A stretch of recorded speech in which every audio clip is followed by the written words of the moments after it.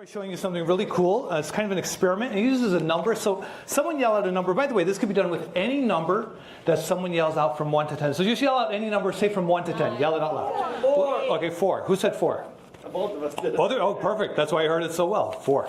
A random number from a random person. Just so that you know that this really is the very same single sheet of newspaper throughout the entire illusion. That's all this is, by the way. It's only an illusion. So try to remember something about the newspaper that you see. It could be a picture or an ad or a headline from within. Also, because you said 4, I will do the illusion exactly 4 times. And this is the illusion, that I'm tearing this single sheet of newspaper. The reality is that I'm not tearing it at all. I'm only making you think that you could actually see the newspaper being torn. And that is the first tear.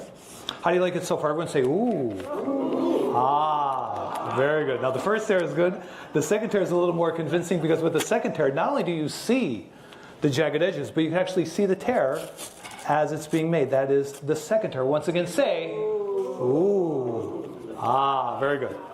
Second tear is good. The third tear is great. With the third tear, not only do you see the jagged edges, not only do you see the tear as it's being made, but if you listen, you can actually hear it being torn. Even though it's not actually being torn. And you said 4. The final tear is the best one. This is the one that I think about when I go back home later. I say to myself, I could have sworn. When I was doing that thing with the newspaper in the beginning, I could have sworn that I saw myself holding newspaper in 2 different hands at the same time. But it's just an illusion.